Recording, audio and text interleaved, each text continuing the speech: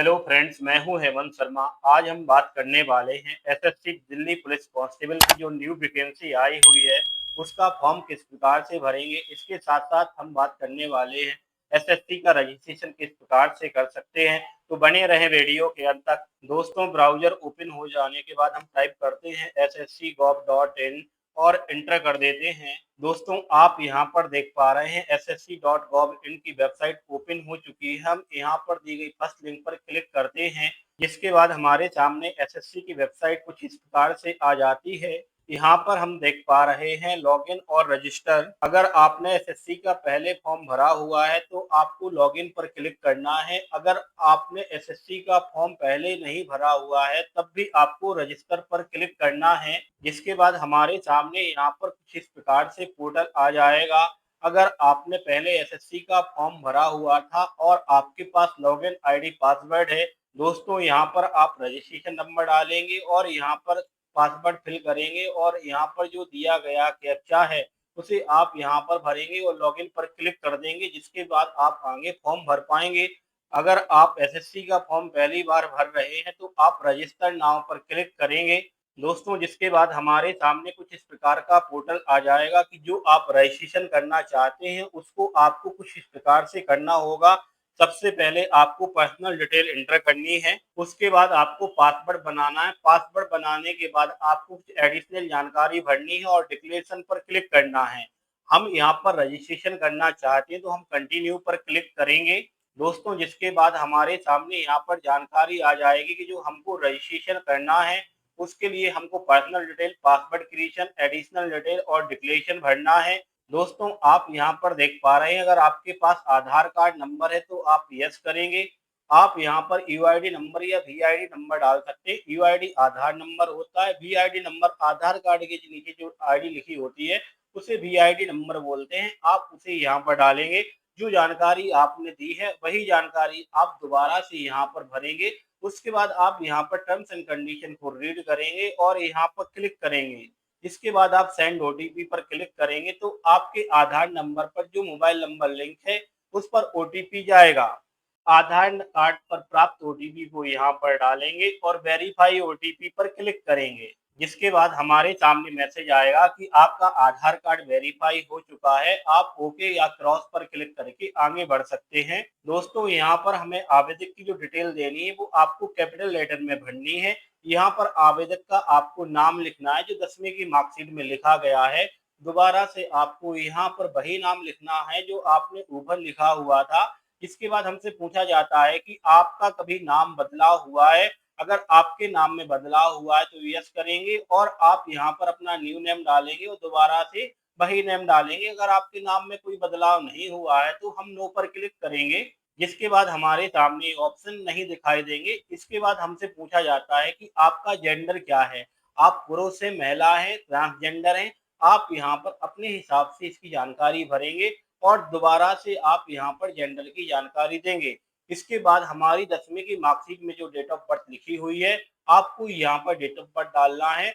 दोबारा से आपको यहाँ पर डेट ऑफ बर्थ एंटर करनी है। आपको यहाँ पर 10वीं की मार्कशीट के हिसाब से पापा का नाम लिखना है। दोबारा से आपको यहाँ पर पापा का नाम लिखना है और यहाँ पर 10वीं की मार्कशीट के हिसाब से आपको अपनी मम्मी का नाम लिखना है और दोबारा से आपको यहाँ पर अपनी मम्मी या मदर का नाम लिखना है। दोस्तों, यहाँ पर आपको अपनी 10वीं की मार्कशीट किस बोर्ड से आपने पास की हुई थी उसकी जानकारी आपको यहाँ पर भरनी है। दोबारा से आपको यहाँ पर 10वीं की बोर्ड की जानकारी भरनी है। मैं यहाँ पर Madhya Pradesh board of secondary education भरा हुआ है।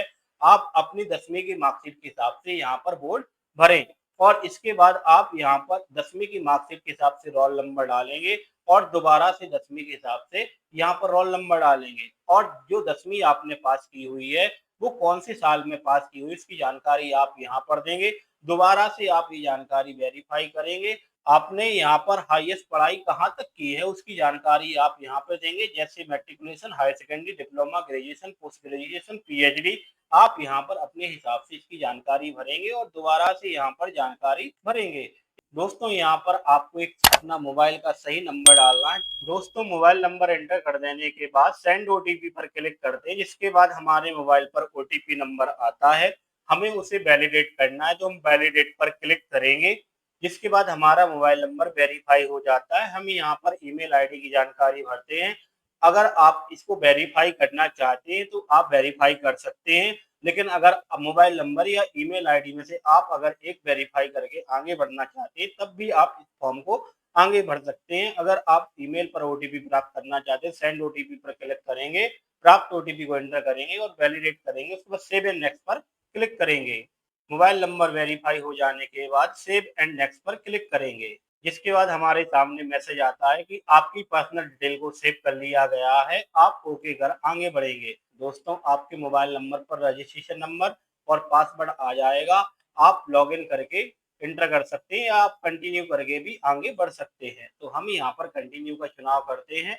मोबाइल पर प्राप्त रजिस्ट्रेशन नंबर को यहाँ पर डालेंगे और प्राप्त पासवर्ड को यहाँ पर डालेंगे और जो दिया गया कैप्चा है उसको यहाँ पर भरेंगे और साइन इन पर क्लिक करेंगे। दोस्तों, जिसके बाद हम इस वेब पेज पर आ जाते हैं जहाँ पर हमें पासवर्ड फॉरगेट करना होता है। मोबाइल नंबर और प्राप्त पासवर्ड को यहाँ पर डालेंगे और जो नया पासवर्ड बनाना चाहते हैं उसको हम यहाँ पर एंटर करेंगे। दोस्तों, दोबारा से यहाँ पर वही पासवर्ड डालेंगे जो आपने यहाँ न्यू पासवर्ड के अंदर डाला है। इसके बाद हम नीचे की तरफ आएंगे। यहाँ पे हमसे सिक्योरिटी संबंधित क्वेश्चन पूछे जाते हैं कि भविष्य में अगर आप अपना पासवर्ड भूल गए तो आप किस प्रकार से रिकवर कर सकते हैं।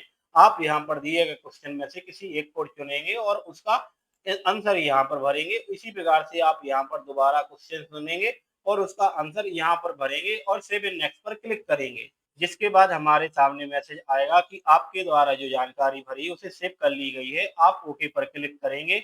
दोस्तों, जिसके बाद हम इस वेब पेज पर आ जाएंगे। हम यहाँ पर दोबारा से रजिस्ट्रेशन नंबर डालेंगे और जो हमने पासवर्ड बनाया हुआ है उसकी जानकारी हम यहाँ पर भरेंगे और यहाँ पर जो दिया गया कैप्चर है उसे यहाँ पर डालेंगे और लॉगिन पर क्लिक करेंगे। दोस्तों, जिसके बाद हम एक नए वेब पेज पर पहुंच जाते हैं जहाँ पर हमें एडिशनल जानकारी देनी है। इसके बाद सबसे पहले हम यहाँ पर देख पाते हैं कि हमें कैटेगरी का चुनाव करना है कि हम किस कैटेगरी में आते हैं। General, SC, ST, OBC, EUR. हम यहाँ पर अपनी आवश्यकता के अनुसार कैटेगरी का चुनाव करते हैं। दोबारा से यहाँ पर कैटेगरी का चुनाव करते हैं। दोस्तों, यहाँ पर हम नेशनलिटी से संबंधित जानकारी देते हैं कि हम किस देश के रहने वाले हैं, तो हम यहाँ पर सिटीजन ऑफ इंडिया का चुनाव करते हैं। अगर आप कोई और कंट्री के रहने वाले हैं तो उसकी जानकारी आपको यहाँ पर contact detail for other national पर देनी होगी। जिसके बाद दोस्तों हम यहाँ पर भरते हैं कि हमारी बॉडी पर परमानेंट आइडेंटिफिकेशन मार्क कौन सा है, इसकी जानकारी यहाँ पर भरेंगे। अगर हमको विकलांगता है तो किस प्रकार की विकलांगता, उसकी जानकारी हम यहाँ पर भरेंगे। यहाँ पर अपने विकलांग सर्टिफिकेट का नंबर डालेंगे। अगर हम विकलांग नहीं है तो नो पर क्लिक करेंगे। दोस्तों, यहाँ पर हम अपना परमानेंट एड्रेस भरेंगे जो कि हमारे आधार कार्ड में लिखा हुआ है। यहाँ पर हम राज्य का चुनाव करेंगे, किस राज्य के हम रहने वाले हैं। यहाँ पर मैं मध्य प्रदेश करता हूँ। यहाँ पर जिले का चुनाव करेंगे, कौन सा जिला आपका है तो आप यहाँ पर जिला भरेंगे। यहाँ पर आप पिन कोड भरेंगे जो भी आपके आधार कार्ड में लिखा हुआ है। अगर आपका परमानेंट पता और प्रेजेंट पता सेम है, यस करते हैं तो ऊपर भरी गई जानकारी यहाँ पर आ जाएगी। अगर हम नो करते तो यहाँ पर दोबारा से जानकारी भरेंगे। मेरा परमानेंट एड्रेस और प्रेजेंट एड्रेस एक जैसा है तो यस पर क्लिक करेंगे। जिसके उस सारी जानकारी भर देने के बाद सेव एंड नेक्स्ट पर क्लिक करेंगे, जिसके बाद एडिशनल डिटेल सेव कर ली जाएगी और हम ओके पर क्लिक करेंगे। ये टर्म्स एंड कंडीशन जो लिखी है उसको रीड कर लेंगे। हम दोबारा से चेक करना चाहते हैं कि जानकारी भरी हुई सही है तो हम प्रीव्यू ओटीआर पर क्लिक करेंगे, नहीं तो हम डिक्लेयर पर क्लिक करके आगे बढ़ेंगे। इसके बाद हमारा डिक्लेरेशन से संबंधित इंफॉर्मेशन सेव कर लिया जाएगा और हम ओके पर क्लिक करेंगे। जिसके बाद हम कुछ इस प्रकार की वेबसाइट पर आ जाएंगे। दोस्तों, हम यहाँ पर देख पा रहे हैं लाइव एग्जामिनेशन के अंदर constable executive male and female Delhi police के लिए जो वैकेंसी है उसके फॉर्म खुले हुए हैं, तो हम अप्लाई पर क्लिक करेंगे। दोस्तों, जिसके बाद हमारे सामने कुछ इस प्रकार की इंफॉर्मेशन आ जाएगी। आप ये सारी इंफॉर्मेशन को रीड करेंगे। रीड कर देने के बाद आप फिल फॉर्म पर क्लिक करेंगे। हम यहाँ पर देख पा रहे हैं जो हमने पहले जानकारी भरी हुई थी उसको चेक कर लेंगे, सारी जानकारी सही है तो नेक्स्ट पर क्लिक करेंगे। जिसके बाद हमारे सामने मैसेज आएगा कि आपकी पर्सनल डिटेल सेव कर ली गई है, हम ओके पर क्लिक करेंगे। जिसके बाद हमें यहाँ पर एजुकेशन से संबंधित डिटेल देनी है। यहाँ पर आपका हाईएस्ट एजुकेशन क्या है तो आप यहाँ पर अपनी आवश्यकता के अनुसार भरेंगे। इसके बाद आप यहाँ पर जो एसेंशियल क्वालिफिकेशन है कि आप किस बेस पर ये फॉर्म भर रहे हो, 12वीं के बेस पर फॉर्म भर रहे हैं तो हम यहाँ पर क्लिक करेंगे। दोस्तों, जिसके बाद हमसे पूछा जाता है कि जो एसेंशियल क्वालिफिकेशन है वो आप पास कर चुके हैं या प्रियंग है आप पास कर चुके हैं तो इस पर क्लिक करेंगे। और आपका जो पासिंग ईयर है उसकी जानकारी आप यहाँ पर भरेंगे। जिसके बाद दोस्तों हम यहाँ उस राज्य का चुनाव करेंगे जिससे हमने पढ़ाई की हुई, तो आप यहाँ पर अपनी आवश्यकता के अनुसार चुन सकते हैं। मैंने यहाँ पर मध्य प्रदेश चुना हुआ है। इसके बाद आपको यहाँ पर उस बोर्ड का नाम देना है जिसके माध्यम से आपने पढ़ाई की हुई है। दोस्तों यहाँ पर आपको अपनी 12वीं की मार्कशीट का रोल नंबर भरना है। क्या दोस्तों आपको यहाँ पर परसेंटेज की जानकारी देनी है। परसेंटेज दशमलव के 2 अंकों तक जानकारी देंगे, और अगर आपका सीजीपीए में मार्कशीट है तो आप यहाँ पर सीजीपीए में परसेंटेज एंटर करेंगे। उसके बाद सेव एंड नेक्स्ट पर क्लिक करेंगे, जिसके बाद हमारे सामने इन्फॉर्मेशन आती है कि आपका डेटा सेव कर लिया गया है। हम ओके पर क्लिक करेंगे। दोस्तों यहाँ पर हमें कुछ एडिशनल इन्फॉर्मेशन देनी है। अगर आप ओबीसी कैटेगरी में आते हैं जो कि आपके पास सेंट्रल गवर्नमेंट का जाति प्रमाण पत्र है तो आप यस पर क्लिक करेंगे। अगर आपके पास सर्टिफिकेट नहीं है तो आप नो पर क्लिक करेंगे। दोस्तों आप अगर एक्स सर्विसमैन हैं या आर्म फोर्स में आप काम कर रहे थे, एयरफोर्स आर्मी वगैरह में, तो आप उसकी जानकारी यहाँ पर यस के माध्यम से भरेंगे। अगर आप आर्म फोर्सेस में काम नहीं कर रहे थे तो आप नो पर क्लिक करेंगे। आप स्पेशल कोटा ईएसएम के माध्यम से दिल्ली पुलिस में पहले एलिजिबल हुए हैं तो आप यहाँ पर यस करेंगे, अन्यथा नो करेंगे। अगर आप दिल्ली पुलिस डिपार्टमेंट के कैंडिडेट हैं तो आप यस करेंगे, अन्यथा नो करेंगे। दोबारा से हमसे वही जानकारी पूछी जाती है कि आप दिल्ली पुलिस डिपार्टमेंट में काम कर रहे थे तो आप यस करेंगे, अन्यथा नो करेंगे। हम यहाँ पर नो दोबारा से करेंगे। अगर आपने वहाँ पर मेरिट का ऑप्शन डाला हुआ था तो यहाँ पर आपको तलाक और विडो से संबंधित ऑप्शन हाईलाइट होंगे। वहाँ पर मैंने अनमेरिट भरा हुआ था, इसलिए यहाँ पर इसकी जानकारी नहीं शो हो रही है, तो आप उसके अकॉर्डिंग यहाँ पर यस और नो कर सकते हैं। अगर आप ऐसे व्यक्ति के पुत्र या पुत्री हैं जो रिटायर्ड हो चुके हैं मल्टीटास्किंग सर्विस से दिल्ली पुलिस के अंदर, तो आप यस करेंगे, अन्यथा नो करेंगे। अगर आपके पास नेशनल लेवल का सर्टिफिकेट है तो आप यहाँ पर यस करेंगे। इसके बाद आपको यहाँ पर जानकारी देनी होगी कि आपको किस क्षेत्र में सर्टिफिकेट मिला हुआ है। अगर आपके पास नेशनल लेवल का सर्टिफिकेट नहीं है तो आप नो पर क्लिक करेंगे। अगर आप एज रिलैक्सेशन चाहते हैं तो आप यस का चुनाव करेंगे, अन्यथा नो का चुनाव करेंगे। ये सारी जानकारी भर देने के बाद सेव एंड नेक्स्ट पर क्लिक करेंगे। दोस्तों यहाँ पर आपसे एडिशनल डिटेल पूछी जाती है। आपको यहाँ पर एग्जामिनेशन सेंटर भरना है। आपको पहले उस एग्जामिनेशन सेंटर की जानकारी देनी है जिसका प्रायोरिटी आपको बन रखनी है। उसके अलावा आप दूसरे सेंटर की भी जानकारी भरेंगे। आप अलग अलग स्टेट से भी चुन सकते हैं। अगर आपके पास एनसीसी का सर्टिफिकेट है तो आप यस करेंगे, और अगर आपके पास सर्टिफिकेट नहीं है तो आप नो पर क्लिक करेंगे। दोबारा से आपको कंफर्मेशन देना है कि आपके पास एनसीसी सर्टिफिकेट नहीं है तो आप नो पर क्लिक करेंगे। अगर आप राष्ट्रीय रक्षा यूनिवर्सिटी के माध्यम से डिप्लोमा या डिग्री या पोस्ट ग्रेजुएशन किया हुआ है तो आप यस करेंगे, अदरवाइज नो करेंगे और सेव एंड नेक्स्ट पर क्लिक करेंगे। इसके बाद हमारे सामने मैसेज आता है कि आपकी एडिशनल डिटेल को सेव कर लिया गया है। हम ओके पर क्लिक करके आगे बढ़ेंगे।